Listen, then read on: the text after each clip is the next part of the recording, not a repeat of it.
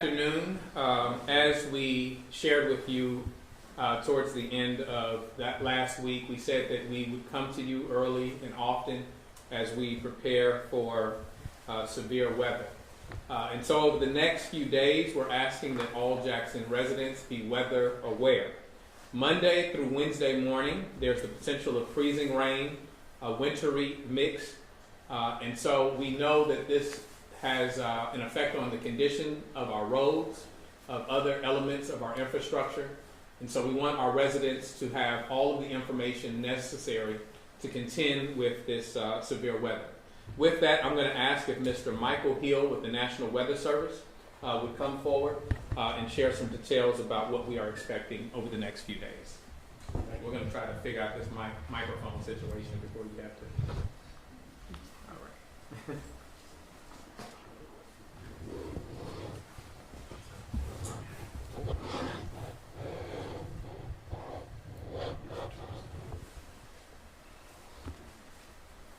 Thank you, Mayor. Good afternoon. My name is Michael Hill with the National Weather Service. Jackson can expect some dangerously cold temperatures over the next several days. That is what we're very, very confident in. So we can expect lows, especially on Wednesday morning, down to around 10 degrees. And then on Tuesday morning, we expect lows again in that 15 to 10 degree range. Okay? Monday morning, starting off Monday morning. Tuesday morning. So tomorrow morning, we're expecting lows around freezing 25 degrees. Okay? We're supposedly to come up to roughly right around freezing, maybe just a little bit above freezing tomorrow. So we should be above freezing tomorrow. And as that rain and wintry mix starts to fall, temperatures are going to come down throughout the afternoon and evening hours, and we should see that rain switch over to sleet and freezing rain, especially on Monday afternoon through Monday evening. So just to back up a little bit, the freezing temperatures are already across the Delta. Right now in Greenville it's 27 degrees, so the cold air is not far away. We expect once we're going to go below freezing again tonight. Now, we should remain slightly above freezing on Monday, but there is a possibility that even on Monday we won't get above freezing. Okay? That's a possibility depending on how quickly the cold air moves in and how quickly the clouds move in. So there is a possibility that we will be below freezing starting tomorrow morning through Wednesday afternoon. So that'll be 24 to 48 hours of consecutive hours of freezing. So that's what we are very, very confident in, is the cold weather. So we want everybody to prepare now. Protect your pipes, wrap your pipes, prepare your infrastructure, make sure you're safe, your people are safe, call your elderly counterparts, call your relatives, make sure that they're set up for what they need. Check on your plants and your pets. Bring those guys inside as well. So that's what we're talking about for the temperatures. Wind chills will be below zero. That's the feels like temperature. So on Tuesday night into Wednesday, we can expect wind chill temperatures around 0 to -5. So we will have that to deal with as well. As far as the icing is concerned, we're confident that we will see some icing across Jackson. We can expect up to 1/10 of an inch of ice. That whether that be freezing rain or sleet, still remains to be seen. If we get more sleet, we'll still have some road conditions, but the power outage issues may not be as prominent. However, if we do get freezing rain and we get that freezing rain of 1/10 of an inch or more, there's even a possibility that we get more than 1/10 of an inch. If we get more than 1/10 of an inch of ice, that means the power outage threat goes up. And then couple that with the cold temperatures that we won't get above freezing on Tuesday. So if the power goes out, you're going to have people in their homes with no heat, and it's going to be cold outside. So again, we want everybody to prepare for the cold. That is the thing that we are most concerned about, is the prolonged cold and for the protection of life. Thank you. Yes.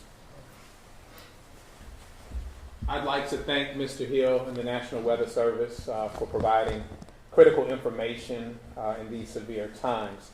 Mr. Hill said that we are assured that we're going to have dangerously cold temperatures That means the potential of dangerous road conditions, dangerous bridge conditions, the possibility of downed trees, and the possibility of power outages. For more on how we are preparing for the potential of these challenges, I'm going to ask Mr. Robert Lee of our Public Works Department to come forward. Good afternoon. So with the weather forecast, we're looking at either freezing rain or sleet, and we'll need to be probably closer to the event time to be able to pin that down. Our public works crews are working to prepare for their winter operations, which is trying to keep our major bridges de-iced as much as possible. Like most southern cities, most are not set up for major winter operations, and I think we're all aware of that. So the road and travel conditions are looking to be treacherous Monday and for sure on Tuesday. Whatever falls Monday night and Monday afternoon will not have any opportunity to melt, and with the deep cold, the road will freeze just as well as the bridges. So preparation should be getting down to the finish for an ice day Monday and Tuesday. Travel, I'd recommend not traveling Monday and Tuesday with ice on the road. With the thaw coming Wednesday, that'll help clear things up. But if you do have to travel, slow down a ton, not 5 or 10 miles an hour, but driving at a crawl. Brake early and brake lightly. Don't wait till you're up on that red light and then hit the brakes. You're going to slide right through. Brake way early and brake lightly to gently slow down, so that way you have some traction as you come to that red light or stop sign. Hills, don't. If you can try to go up a hill, you're coming back down, backwards, out of control. Try to go down a hill, who knows where you're going to land when you go, but you won't have any traction if you're on an icy hill, so don't do that. But at the end of the day, take the measures now to where you don't have to travel Monday or Tuesday. That way both our crews in the city as well as other crews, including MDOT, can work to keep the roads and try to de-ice them as much as possible given the situation. But with that ice accumulation, whether it's freezing rain or sleet, I would not advise any travel on Monday or Tuesday unless it's absolutely necessary. And that's pretty much it on the roads. Thank you. Thank you, Mr. Lee, and thank you to our Public Works team that will be doing all that they can to mitigate the challenges that we will see. But as he said, we're best advised to stay off of the roads. Remember, tomorrow, Monday, is a holiday, and so that is a great opportunity to stay home. It's Martin Luther King Day, so starting tomorrow, stay home. If there's an opportunity today to go and get the items that you need in order to endure the challenges, to endure the possibility of roads that may be impassable for some time, to endure the possibility of power outages, you can go get those non-perishable items today so that you don't have to attempt to pass troubled roads and troubled bridges tomorrow. So I'm grateful for our Public Works team and their hard work that they will be doing on behalf of the residents. As a reminder, we shared with you at our last press conference that because of these dangerous conditions, we were opening up an emergency shelter. That shelter will be at Shepherd's Gym. It will be open tomorrow at 11 a.m. Once again, that's Shepherd's Gym, and it will be open up tomorrow at 11 a.m. That is at 1355 Hattiesburg Street. I want to thank our partners, our community partners that have helped to sponsor this emergency shelter. That's the Red Cross of Mississippi, that's Shower Power, and that's also the People's Advocacy Institute that have all worked in collaboration to provide food and cots for those that will be staying there. As we heard, the possibility of down power lines or outages exists, and so there may be individuals who are unhoused that need to stay at that particular shelter. There may be individuals who have a home, but because of outages, because of the potential of loss of gas and the inability to heat their own homes, may need to seek shelter with us. And so that will be the first location. If necessary, if we reach capacity, then we do have a contingency for other locations. But right now, lastly, let me say this one more time, that Shepherd's Gym, which is at 1355 Hattiesburg Street. I'd like to ask if Chief Wade will come forward now to share what the preparations of the Jackson Police Department are at this time. Thank you. Yes, ma'am. Good afternoon. First of all, I would like to say that we're going to pray for the best, but we're going to plan for the worst as we move forward. JPD will be accessible and available during this event. I have informed my team to switch to 12-hour shifts starting at 6 a.m. in the morning. Our administrative team, our detectives will be moved to a patrol function for the next 2 days, Monday and Tuesday. We will be providing security at the city identified shelter, interior and exterior. To echo what has already been stated, if you have no reason to be on the road Monday and Tuesday, please stay at home. With these conditions that we're expecting, the roads are not going to be safe. And once you start hydroplaning, you're going to put yourself in danger and other motorists on the road. So please stay at home. We again will be working throughout this event to make sure that our citizens are safe here in the city of Jackson. Thank you. I just want to remind our residents when we have the benefit of a holiday, when we're able to I don't know why I'm having a difficult time talking today. When we're able to seek shelter because of dangerous weather, the issues of public safety do not stop. And so the men and women of the Jackson Police Department are still going out each and every day to ensure that our residents are safe, to deal with the additional challenges that are brought on by severe weather. So we're grateful for them, and we're also grateful for our county partners. Sheriff Jones, I'd like to ask if you'll come forward and talk about the preparations of the Sheriff's Department. Thank you, sir. Good afternoon, everyone. To echo what Chief Wade said as well, we also, we're praying for all of our citizens of Hinds County, the city of Jackson, as we prepare to face these challenging days that will be coming this week. The Hinds County Sheriff's Office will be assisting the city of Jackson, and we will be working countywide. We have additional resources and manpower that we will have available to assist us as well. And again, we're asking the citizens to please not travel, not only the city roads, the urban areas, but do not get on the highway as well, because of course you cannot negotiate all the times what the icy conditions can and will be on your major thoroughfares throughout the city of Jackson and Hinds County as well. We will also be in contact with Hinds County EOC regarding weather updates and things and updates that they may have available countywide as well. It's very important for everyone to make sure that you pay attention to your local news, your alerts, whether it's by social media, text messages, or whatever your communication platform may be. So everyone will be well aware of the challenges that we do face in these next few days as well. But again, the Hinds County Sheriff's Office look forward to assisting with all of the efforts that will take place in the next few days, and we will be available for calls for service.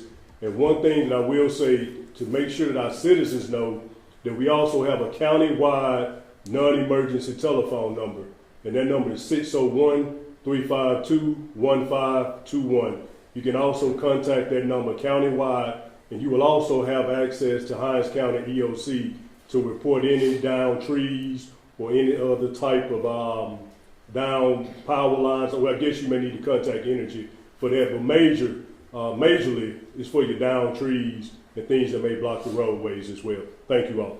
Thank you, sir. Once again, we thank the sheriff and the men and women of the Hinds County Sheriff's Department for their partnership each and every day, and most especially in these times of severe weather. I want to be clear, again, please do not get on the roads if you do not have to. We are asking that you take the time today to take heed to a few tips. One, we're asking that you stock up on non-perishable items, that you bring your faucets to a slow and steady drip. Plan for outages.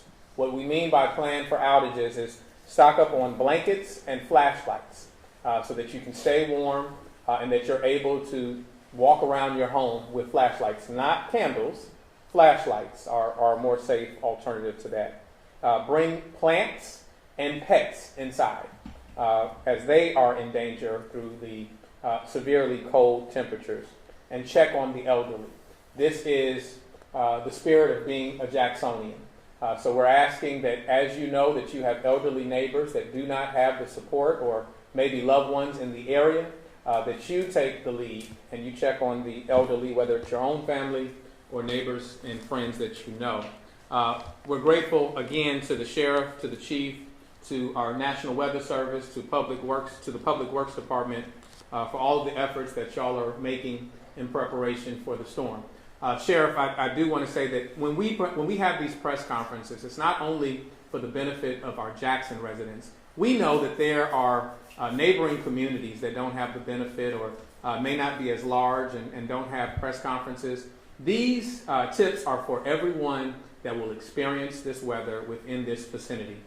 So when we say, stock up on non-perishable items, when we tell you to prepare for outages, we're saying that to anyone who may be affected by this weather, and that's in the greater Jackson area. With that, if you have any questions, we're prepared to take them.